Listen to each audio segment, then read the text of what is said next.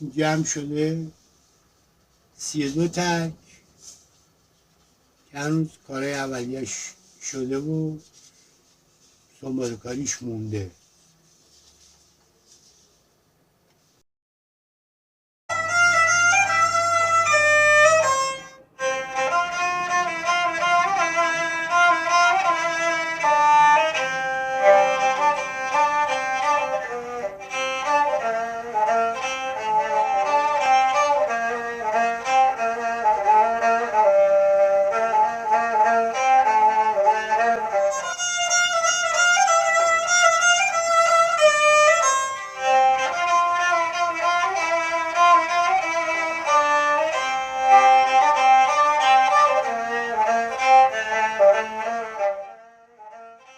بسم الله الرحمن الرحیم. من علیرضا حبیبوند هستم.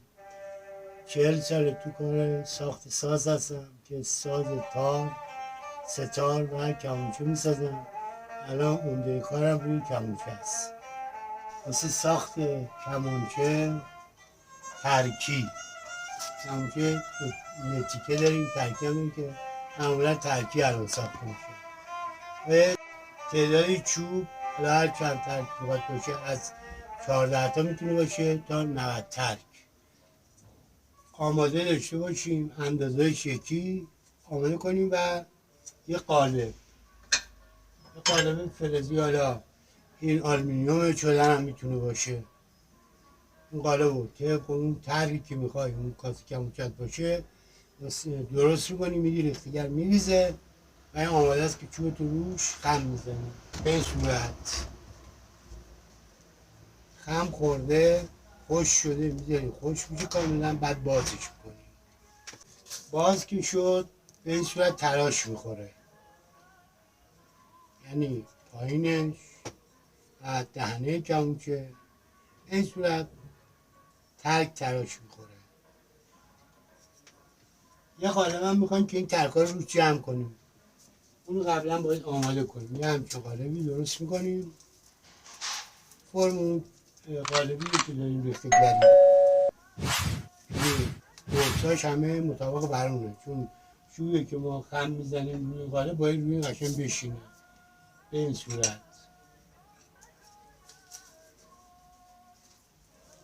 این صورت میشینه روی این قالب. منتها این یه طوقه هم داره که اونم باید جدا درست کنیم بذاریم روش. چوبایی که ما استفاده میکنیم واسه کاسه کمونچه عمدتاً توت میتونه باشه یا گردو. ولی واسه کاره بخوایم تحصیلی باشه از چوب افرا و چوب رنگی دیگه هم استفاده میشه که لابلای این چوب توت یا گردو استفاده میشه. وقتی هم این کار رو کردیم، کاسه آماده شد، یه توقه ما داریم قبل از اینکه ترکار بچسبونیم، این توقه رو باید روی این نصب کنیم که چوبا وقتی میاد ترک میاد روی این قرار بگیره.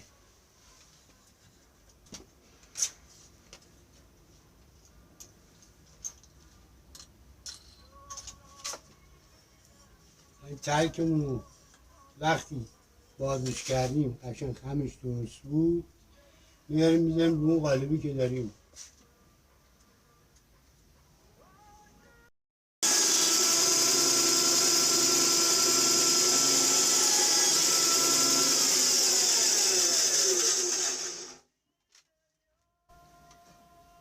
یه شابلون هم قبلش درست کردیم واسه ترکمون که عباد چه باشه، روی این چوب پیادهش میکنیم، از داخلش میذاریم سمتم به همینطور.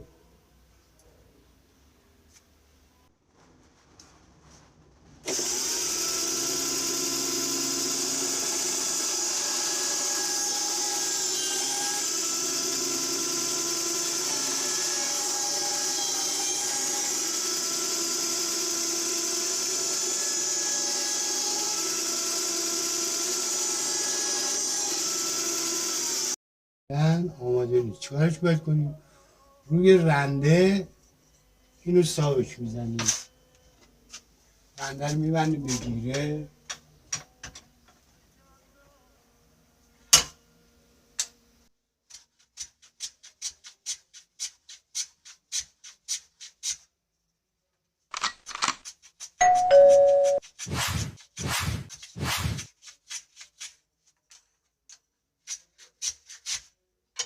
میذاریم این کجاش نور میده، کجاش بالاه. اینجا الان بالاست، همینجا میترشیم.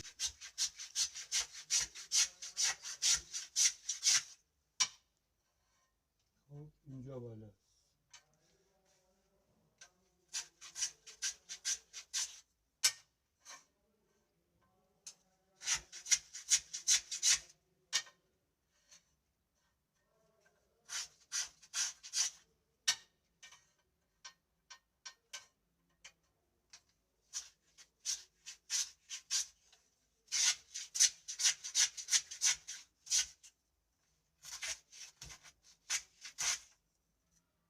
به خاطر اینکه باز این بهتر جفت شه رو ترک بعدی، با سنباده هم این میزنیمش.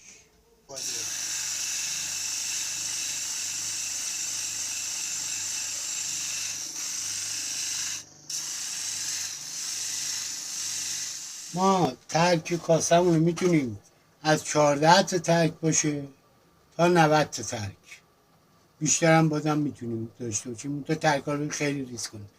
14 تا که باشه هر ترکی تقریبا 3 برابر این میشه. این الان 32 ترکه، این کاسه به این صورت در میاد. این جمع شده 32 ترک که هنوز کارهای اولیش شده و سنباده کاریش مونده. خب میایم میرسیم به ساخت دسته ساز. البته معمولا سازنده ها خودشون دسته ساز رو خیلی کم هستن که میسازن، اکثرا میدن خربت واسه شون میسازن، ولی من خودم چون همین کار سازم سفت سازش خودم انجام میدم. دسته ساز باید حتما چوب گردو باشه، گردوی سفت باشه، گردوی نرم نباشه. یکی طول این دسته باید چوبش 53 تا 54 سانتی متر باشه، عبادش هم 4x4 باشه قبل از تراش.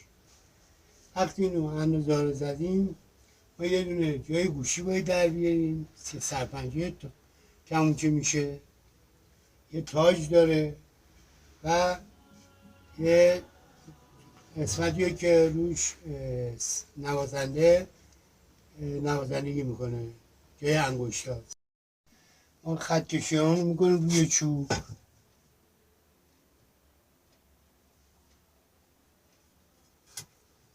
9 سانت میذاریم واسه تاجش،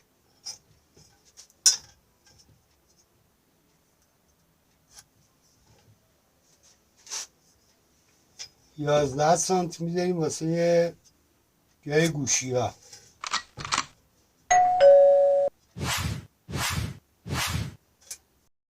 پنج میرم یه واسه قشنگی اون بالاش میذاریم. 31 سانت هم میذاریم واسه از زیر شیطونک تا سر کاسه، اینم 31 سانت.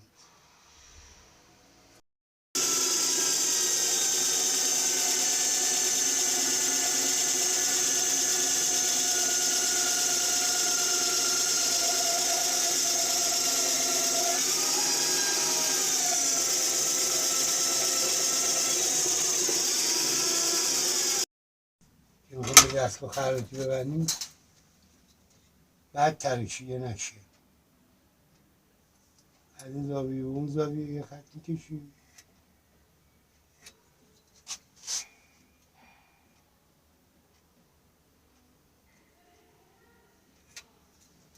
یه سنبه میزنیم،